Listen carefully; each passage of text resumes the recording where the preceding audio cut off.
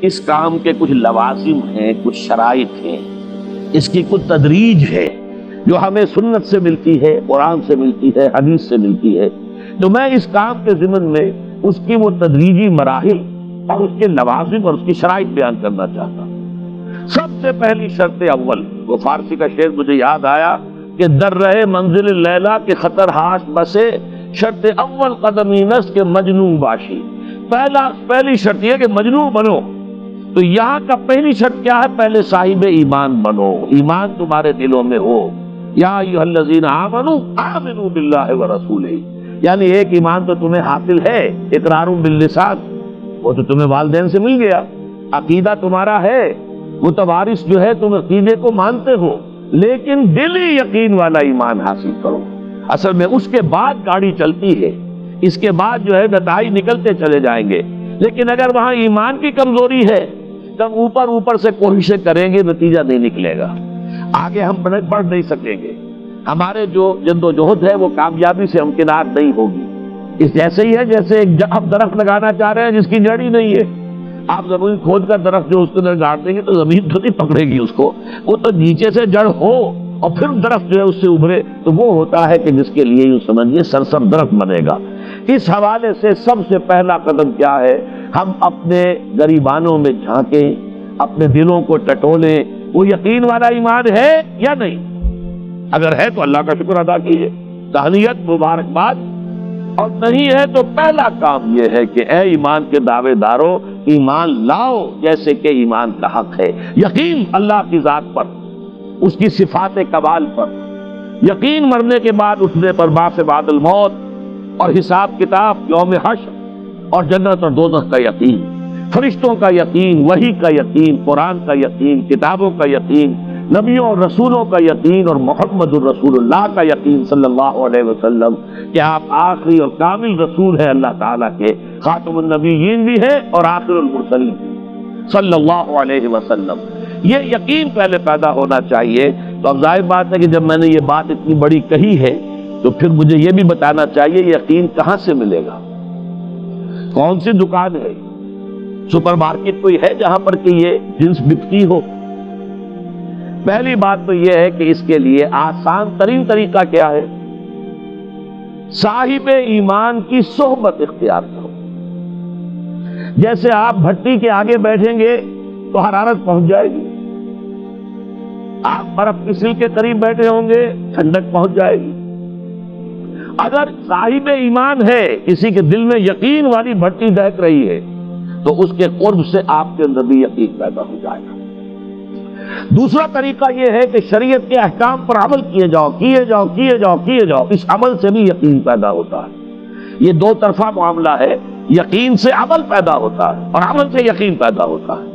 جیسے آپ کہتے ہیں وشس سرکل، وہ بری شے ہوتی ہے کہ ایک چیز ہے بڑھ گئی تو پھر اس کے اور خرابی بڑھ گئی، اس سے پھر وہ پہلی خرابی اور بڑھ گئی، پھر وہ اس سے اور خرابی بڑھتی چلی گئی۔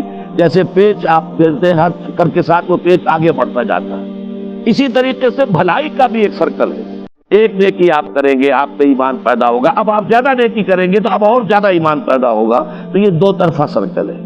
اور تیسری بات جو ہے، خاص طور پر فہیم، ذہین، انٹلیکچوئل لوگ، سمجھدار لوگ، اور آج کی دنیا آپ کو معلوم ہے کہ ہمارا نوجوان طبقے میں بہت بڑی تعداد اور بہت سمجھدار لوگوں کی ہے، اس لیے کہ ان کی معلومات کا دائرہ بڑا وسیع ہو گیا ہے۔ جدید دنیا میں جو علوم ہے ان کا ایکسپلوژن ہے، دھماکہ ہو گیا، اتنے علوم پھیل گئے، اور اس کے اثرات ہیں۔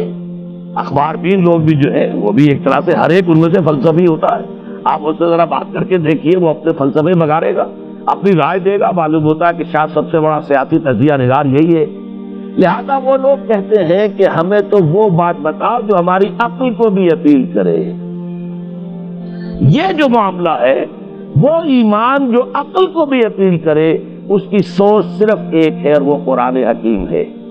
مولانا ظفر علی خان نے ایک شعر کہا تھا بہت سادہ انداز میں، وہ جنس نہیں ایمان جسے لے آئیں دکان فلسفہ سے، ڈھونڈے سے ملے گی عاقل کو یہ قرآن کے سپاروں۔ عاقل جو ہے انٹلیکچوئل، ایک ہے عام آدمی جو ہے صاحب یقین کی صحبت سے بھی یقین پیدا ہو جائے گا، عام آدمی عمل کرتا رہے گا اس سے بھی یقین پیدا ہو جائے گا، لیکن عاقل، انٹلیکچوئل، وہ شخص جو کہتا پہلے میری عقل کو اطمینان ہونا چاہیے پھر مانوں گا، اس کے لیے جو سورس ہے، منبع ہے، سرچشمہ ہے ایمان کا، وہ صرف اور صرف قرآن ہے۔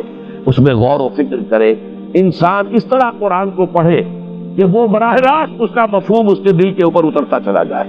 جیسے علامہ اقبال نے کہا ہے کہ تیرے ضمیر پہ جب تک نہ ہو نزول کتاب، گرہ کشا ہے نہ رازی نہ صاحب کشاف۔ قرآن تو تمہارے اپنے قلب پر نازل ہونا چاہیے۔ اور یہ اصل میں ان کے والد نے کہا تھا ان سے، بالکل بچپن میں۔ علامہ اقبال چھوٹے سے بچے تھے، ان کے والد تھے ذرا صوفی منش آدمی تھے، وہ شیخ نور محمد۔ وہ آئے فجر کی نماز مسجد سے پڑھ کر آئے تو دیکھا کہ اقبال جو ہے بچہ وہ قرآن پڑھ رہا بیٹھا ہوا۔ اس نے کہا والد نے کہ بیٹے تم یہ قرآن کیسے پڑھتے ہو؟ اب وہ حیران ہوا بچہ، جب بچہ بس میں پڑھتا ہوں قرآن جیسے پڑھتے ہیں، آپ کا مطلب کیا ہے؟ کہا بیٹے قرآن ایسے پڑھا کرو کہ جیسے یہ تم پر نازل ہو رہا ہے، یوں سمجھو کہ تم پر نازل ہو رہا ہے، تم مخاطب ہو۔ اب اس چیز کو انہوں نے اپنے اس شعر میں ادا کیا، تیرے ضمیر پہ جب تک نہ ہو نزول کتاب، گرا کچا ہے نہ راسی نہ صاحب کشاف۔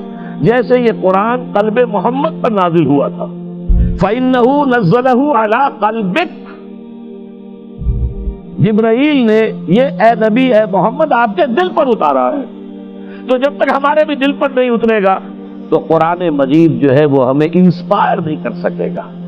ترجمہ آپ پڑھیں گے، کچھ آپ کو معلوم ہو گیا اس کا مطلب یہ ہے، تفسیر پڑھا، اچھا جی ٹھیک ہے فلاں مفسر نے یہ لکھا ہے، فلاں نے یہ لکھا ہے، یہ معلومات تو مل جائیں گی، لیکن وہ اندر سے جو موٹیویشن ہوتی ہے، اندر سے جو جذبہ ابھرتا ہے، اندر سے جو ایمان جو ہے چشمے کی طرح قلب کی گہرائیوں سے ابلتا ہے، وہ نہیں ہوگا۔ وہ اسی وقت ہوتا ہے کہ جب وہ انٹلیکچوئل آدمی جو ہے وہ کم سے کم اتنی تکلیف ضرور کرے کہ اتنی عربی سیکھ لے کہ عربی جو ہے قرآن مجید اس کے براہ راست قلب پر نازل ہو سکے، وہ ترجمہ نہ دیکھے۔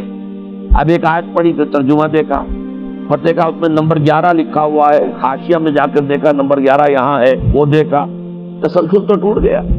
اب وہ بات نہیں رہی۔ اور ترجمہ جو ہے وہ سبھی جانتے ہیں، دنیا میں ہر بچہ بھی سمجھ لے گا کہ غالب کا کوئی شعر ہو اور وہ آدمی پڑھ کے جھوم جاتا ہے کہ کیا بات کہی، اسی کا انگریزی میں ترجمہ کر دیجیے، اب اس میں کچھ بھی نہیں۔ آپ نے مفہوم تو بیان کر دیا انگریزی میں، لیکن جو تاثیر ہے اس غالب کے شعر کی وہ انگریزی میں منتقل نہیں ہو سکتی۔